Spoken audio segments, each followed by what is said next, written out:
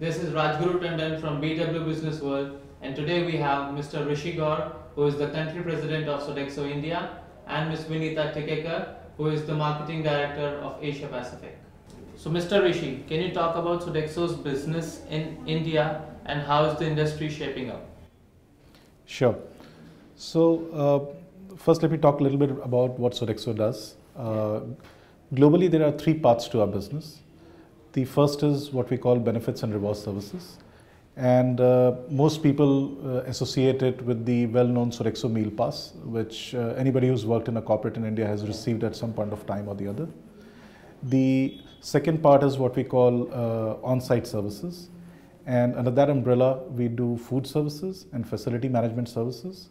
And we do that across a variety of environments, in offices, in manufacturing units, in schools, universities, even in offshore oil rigs. And there's a third part of the business globally, not in India, called personal and home services. And under that umbrella, we do primarily three things. Senior care, so we actually send caregivers into aged people's homes to take care of them. Child care, so we actually run creches and elementary schools. And concierge services. And this is a very diverse set of things. What links all of these different activities together is ultimately they are targeted at improving the quality of life of the consumers we serve and improving the performance of the organizations the clients that we associate with. Globally, we serve more than 75 million consumers every day across more than 35,000 sites. In India, we are serving about 4 million consumers a day. And we operate at more than, in the on-site services business, we operate at about 1,100 sites. How does Sodexo differentiate itself in food services for customer experience? Do you offer something additional for millennials? See, when we talk about experience, it's about different people seek different experiences. So yes, we will need to look at it from a different experience for a millennial versus a Gen Y, so to say. If I were to look at in terms of food services, we are very well placed because we look after the entire value chain in terms of food services, and we've been doing that for many, many years. Okay. So in terms of consumer experience, we consider consumer experience almost at the heart of our model. And there are three aspects that I think underpin it. One is the whole insight piece.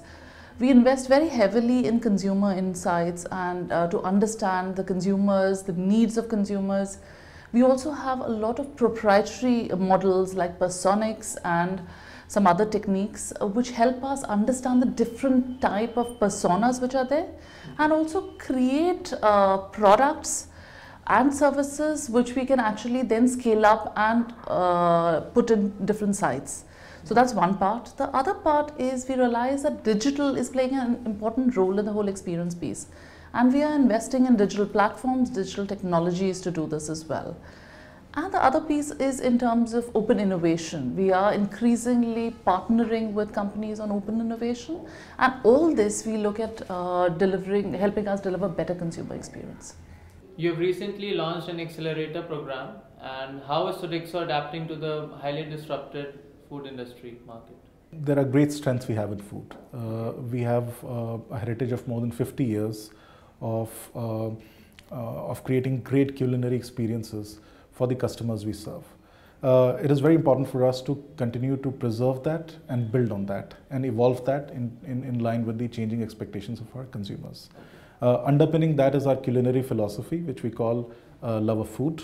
And it is about the passion we have for food services, but it is also about authenticity. It's about health and wellness, and this is all delivered to our consumers through our offers. So we are working to continuously evolve our offers, and we recently launched in India a global offer called Food Divas, which is going to strengthen the experience we are able to create. At the same time, we recognize that if you look at the end-to-end food value chain, there are parts of it where you have niche players, you have startups who have great ideas, who are piloting different concepts, and some of them would fit very well in our system. So we have recently launched a food accelerator program. And through that, we are seeking to identify companies whose model resonate with us, which have potential to enhance our value. And then we would be, over the course of time, working with them through a partnership agreement and maybe even through investment. How does Sodexo map workplace trends and how does it modify its offers to the corporates? The space that food is taking in the whole workplace services is changing. It's actually becoming a lot more center stage.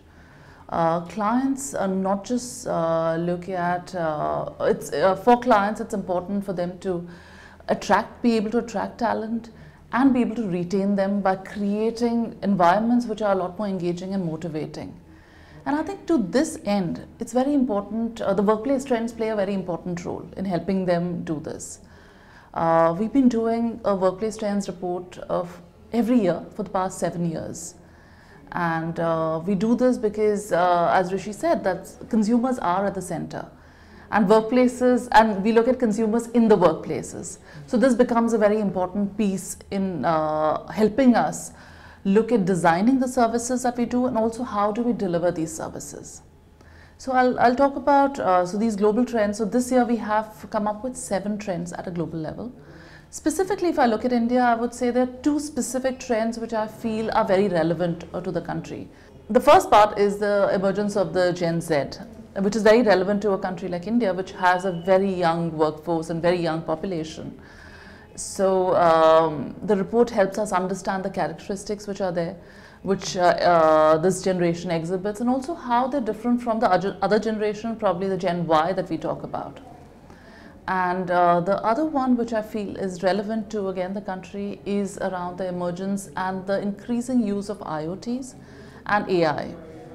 What this does is, it also from an organization perspective, it gives us different forays in ways, like this is with IoTs and AI, it has enabled consumer experience to a completely different level.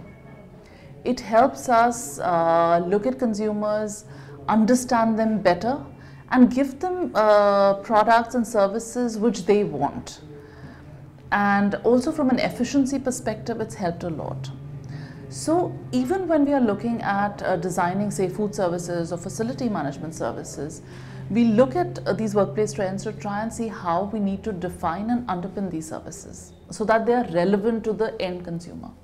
What are some of the rising trends seen in workplaces in India, and how is Sodexo mapping up these trends to deliver what the consumer needs?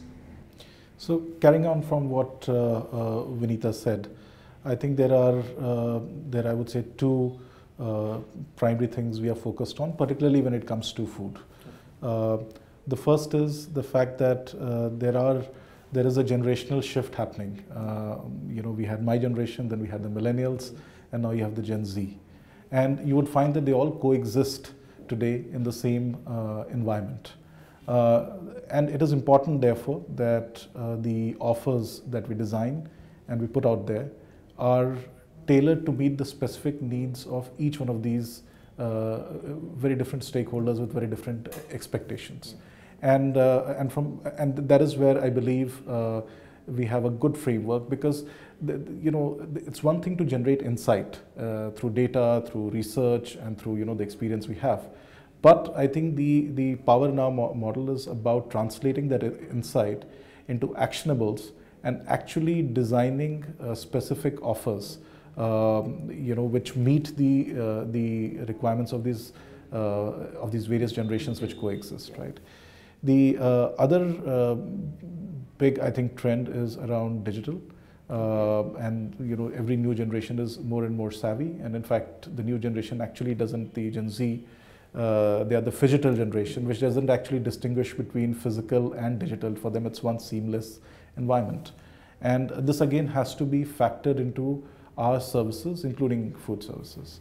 And we are making a very significant investment in different aspects of technology to enable and enrich the food experience, right from the basic functionality around the ability to order, click and pay, provide feedback, but at the same time building behind it the ability to understand their preferences, their patterns, so that we can do predictive analysis and not just design offers, but on a day-to-day basis, operate our services in a way which is going to make a difference to the on-site consumer. What are the new innovations that Sodexo has introduced in India, and are there any similarities between the requirements of workplaces in India and abroad? In terms of innovations, and in fact in terms of what consumers want, and that's always something that I would say from an organization perspective or from marketers, it's always very interesting. We have, again, as I said, even in the region, we've done a lot of research. And we understand while there are some differences, there are quite a few similarities as well. In terms of innovations that we are looking at doing in the food services, I would say, if I were to name two of them, what we've done in India, I would say one is, and again, there are many, I'm talking about two. So one is around the whole work that we are doing about looking at the experience at a holistic end. Not just looking at experiences at the front end, but also seeing it from the back end, because we are uniquely placed in the sense that we look after the entire food value chain. So we've done innovations in front, even at the back end. If I were to talk about one of the innovations that we've looked at, is we've looked at something that we call evolution, which is essentially a smart kitchen model, wherein we've actually in a way, I would say, revolutionize the way we are looking at food and creating food.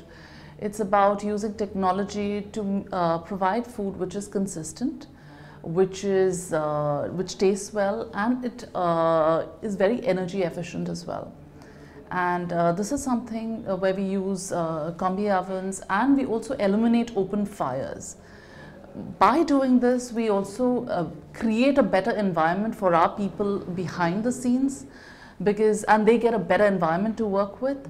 Plus, we give a lot better consistent product to the end consumer as well. The second part, what I would want to talk about, is about Foodiverse. Foodiverse is an offer which we've got to India. We've launched, in fact, in Asia Pacific, India is the first place where we've launched it. There is a plan to launch it even beyond India to other countries, but India is the first one where we launched it. What does it try to do? It tries to look at basically creating and giving new and different experiences to consumers. Now it's not just about food. So food is much more than food. It is the entire experience that comes with it. So Foodiverse tries to bridge that. It tries to look at aspects wherein, of course, we give fantastic, tasty food to consumers, but it's also about how do you deliver this? What is the kind of service you'll give? How is the food presented? What are we looking at from a consumer journey perspective? How do we enable them to use technology to choose the food that they want, or get information around probably nutritional values, or even give feedback? Then we also look at in terms of payments. It should be a click and collect kind of an option. So that's something that we've enabled. This also helps queuing. So there's lesser queuing because people can pre-order. And various other aspects that we've looked at it. Over time, we're also seeing how we can integrate brands into the Foodiverse gambit and give consumers a wider choice. So that's broadly, these are the two ones that I would like to talk about. How Sodexo is revolutionizing the way Indians eat in a workplace? What is first important is that we continue to work on our core culinary philosophy, which is love of food. We build teams which are passionate about food, about cooking food, about serving food, and about creating delight through the offer we have.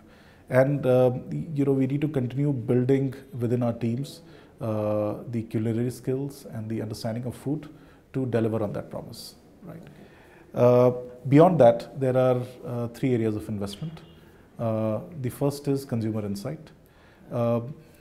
Just because we put a digital platform or we invest in a digital platform doesn't necessarily drive adoption of that platform, which is a whole different aspect, and there is a lot of change management one needs to implement to actually encourage adoption of that platform.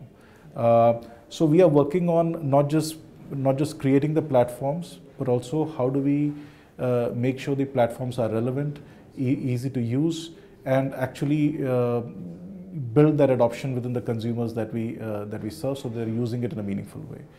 The second area of investment we have is in basically understanding their preferences better, and part of it is understanding what they do today. But the new generation is very aspirational. They don't want to be limited to what they have experienced in the past, but they have appetite to explore and to understand and go beyond what they have seen. And we believe that because of our global experience, the experience of serving food in 80 countries, we are in a position to bring those authentic culinary experiences to Indian consumers, to give them different kinds of experiences, and then some of these could very well become part of our standard operating model. So one of the ways we do this is through our Global Chef program. Okay.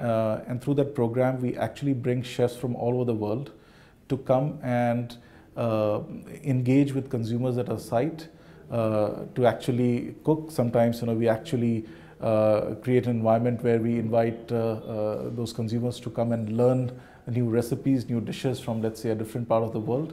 Yeah. And that builds again, more interest, more appetite to innovate. And as I said, the third area is one of the areas we are looking at open innovation, is to actually work with companies which are working to address very specific parts of the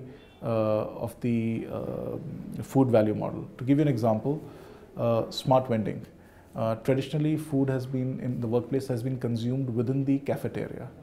However, through a smart vending solution, we have the ability to offer hot food beyond the confines of the cafeteria, and you can, for example, place this machine conveniently in the lobby, so that when people are in the evening leaving from home, they can stop, they can, through a digital app, actually pay and pick up hot food, which they can take back to consume on the way or when they reach home. So these are some of the ways in which we are looking to not just adapt to what the consumer wants, but also to, in some sense, shape and show them what they could have. Thank you for talking to us today. Thank you, Raj. Thank you. It was a pleasure. Thank you. It was lovely.